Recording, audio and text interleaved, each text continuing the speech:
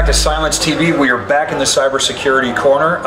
Probably the special guest, the founder of the feast, Stuart McClure, the CEO, the founder. Any other titles we need to get in there? Just a fool sometimes, thinking I can change the industry and change the world. But there we go. Yeah. Listen to that humility, and that's sincere as well. Let's go back like long before all this stuff. Growing up, you were a cyclist. Yep. Big fan of Greg LeMond. Yeah. My hero. Cycling's hard, for one. Yeah. But it's also, unless you are a part of that culture, not a lot of glamour. No. You know, every 4 years, maybe on the Olympics, but... No, that's right. And, as growing up in Guam and really learning how to ride and race out there, it was mostly for survival. I mean, to be quite honest, not a lot of people know, but when I started to ride bikes, it was so that I could run away from two things in Guam. The wild dogs that would run everywhere and literally just chase you down and bite you and maul you. And then number two was the locals that hated Howleys, okay? And that would just go beat you up for fun. So for me, the best way to stay alive and survive was cycling. Well, so cycling, when I say literally saved my life, it probably literally did many times over. But what I really resonated with in cycling was this singular, you're all by yourself, It reminds you, look, you're born alone, you die alone. It's pretty much how the world works. And for you to thrive and survive in that environment is a true testament of human nature, skill. So for me, I got very, very comfortable with suffering.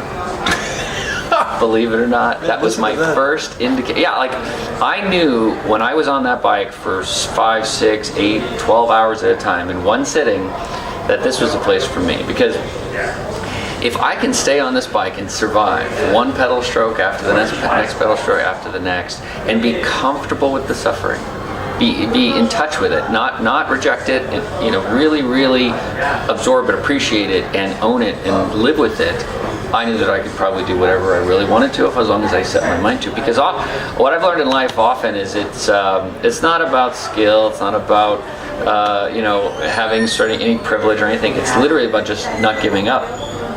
Because you know why? Because everyone around you is trying to do the same thing. Yeah. That keep failing, they're going to give up. Well, and if you keep going with the grind, if you're the last one grinding, that's right. How you win. That's the last. And I wasn't the most skilled cyclist. I wasn't the most talented. I didn't put the most hours in, although I probably trained twice as much as anybody else because I had asthma as a kid, and so I just had to naturally train harder.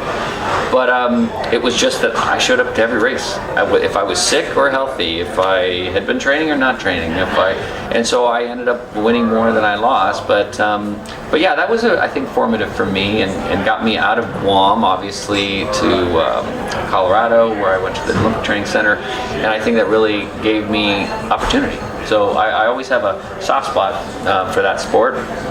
And for Greg, although I got to meet Greg for the second time at the Tour de France a few years ago, and it was a thrill to get him to talk to him again. But you know what was an even greater thrill is I got to meet his wife. Now, so when I was a kid in Guam, I wrote Greg LeMond a letter, and I just said, "Hey, I saw you in the magazine, and you're my inspiration, and I want to go ride the Tour de France one day." And I didn't think anything would come back at all.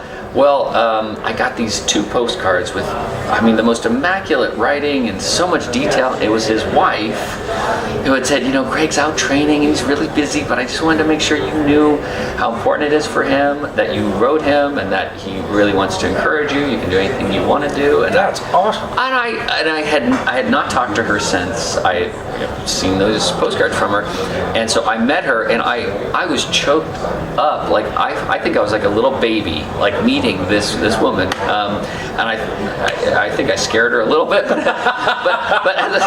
I was Greg, the creepy guy. Yeah, exactly. But ultimately, it was funny because we sort of got through that, and eventually she actually called me for a security gig to go help protect her company. Oh, wow. So it all kind of came around, yeah. So when you meet your heroes and they're not disappointing. I know. Yeah, exactly. The wife was just amazing. That's phenomenal. Yeah, it was really, really fun to do that. But yeah, I think that was a part of the core DNA now of me. It's just I don't fear suffering or pain in any way. In fact, I sort of embrace it because you have to get through that pain and that suffering to get to the other side and to see success. Well, and I'm curious about how that type of attitude, and specific to that type of sport, because there's not the glory, especially in the United States compared to Europe. You're not going to be, right. unless you're Lamond or Armstrong, on the cover of Sports Illustrated, right. And he's on for different reasons. But how do you take that type of aesthetic, that type of aesthetic approach even, and just put your head down, build the companies that you build, get to the spot that you are? How's that affected your leadership style, your philosophy, just approach in general? Well, the other thing that cycling has done for me, amongst many other things, is it's tore me down, to basically nothing. If you try and ride, 200-300 miles in a stretch, you can't train 200-300 miles in a ride. I can't drive 200-300. So you train to 100, 120, something like that, and then you're just all mental after that, right?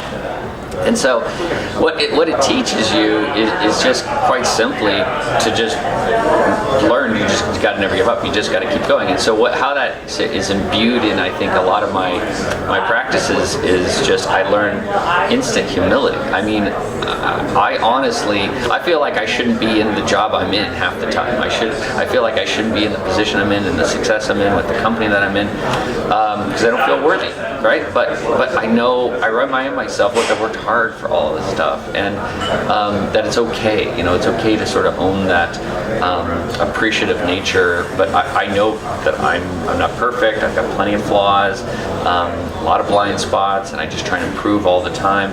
So I think by being broken down so many times to nothing and building myself back up, I've just got true, deep humility as a part of me.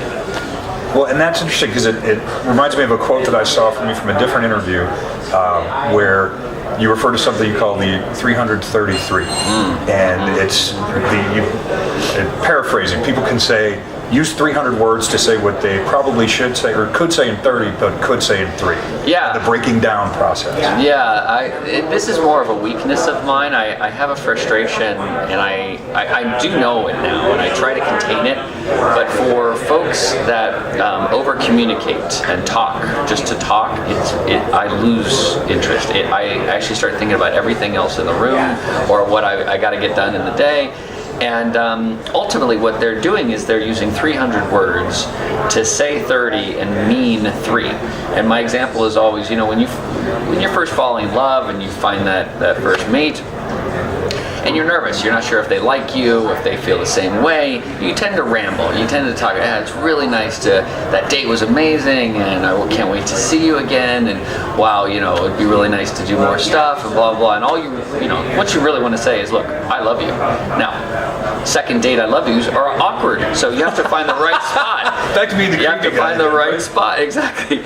So you need to find the right spot, but at the right time, right place, you need to be very clear, articulate, and you need to know your audience that you're talking to. And so that, when I talk about the 333, it really goes back to knowing your audience, articulating clearly, and getting to the point fast. And when people don't do that with me, I have a natural abject weakness and flaw there where I just get frustrated. And so I'm like, okay, tell me what you want to say, and I'll help you say it. But it's both, I think, a good guidance. That's how I live my life.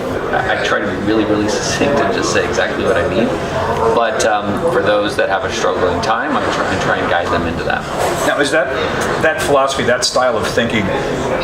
Obviously, you founded successful companies. You were the CTO at McAfee. As you would move through, did you end up butting heads with people? Whether it's if you're trying to talk to the CEO and he's pontificating, and you're kind of yes, I did. Well, yeah, you naturally do because not everybody's like you, right? So you have to be tolerant of a lot of different people, a lot of different communication styles. I think what I would simply, I would sort of train myself to be a little bit more tolerant. However, at the end of the day, I knew that I was half in the conversation, and I probably heard half of the things that were said.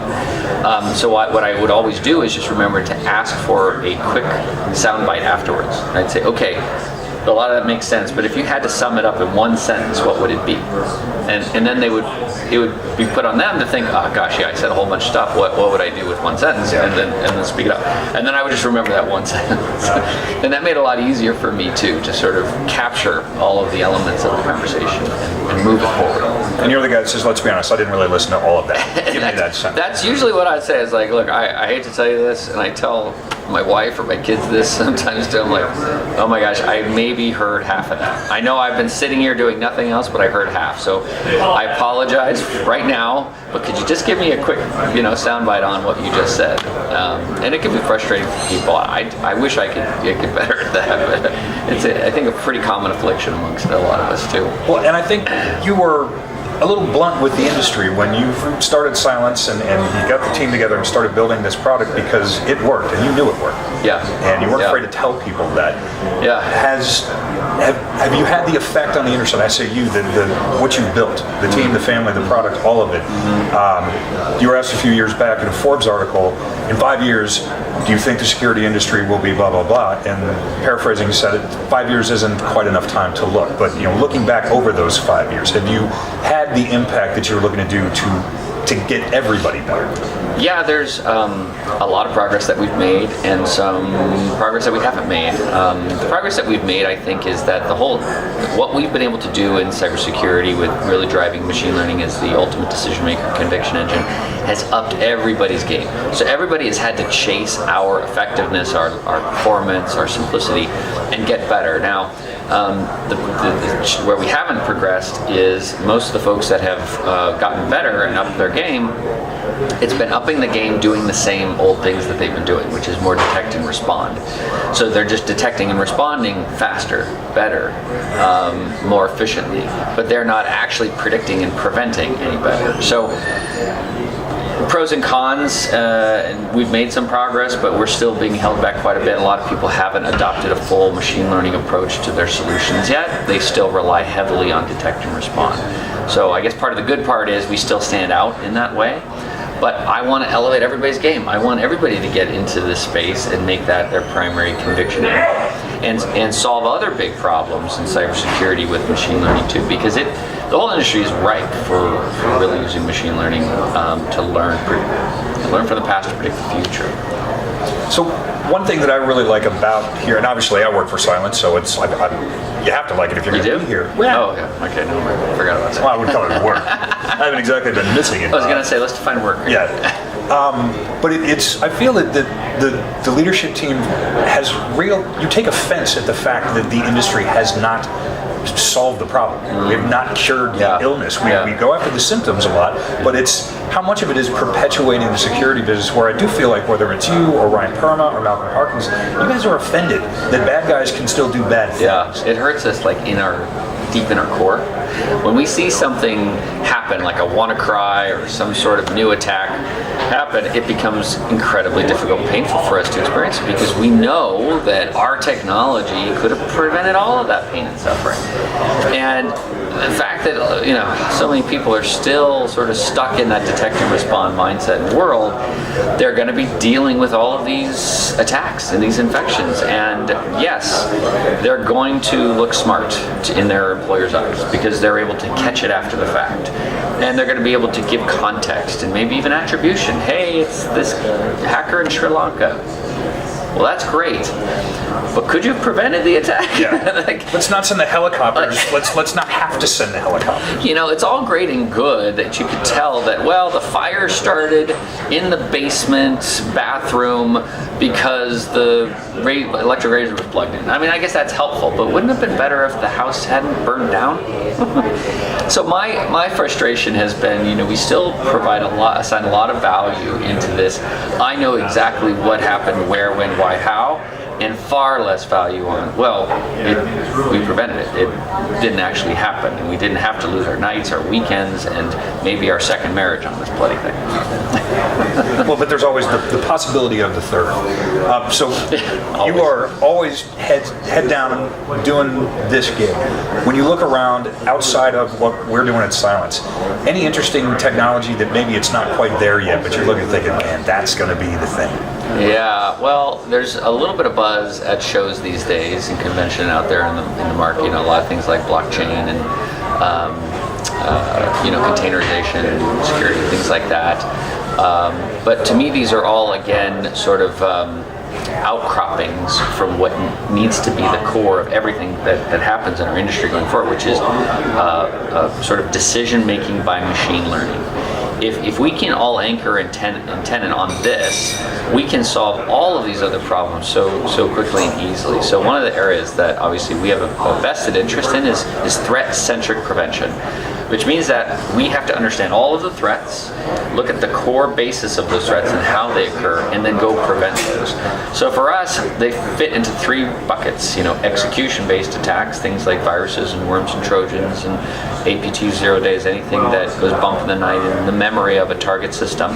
Identity-based attacks, things like passwords, stealing your password, guessing it, seeing the post-it note on your laptop over there that reminds you of what to type. And then denial of service attacks.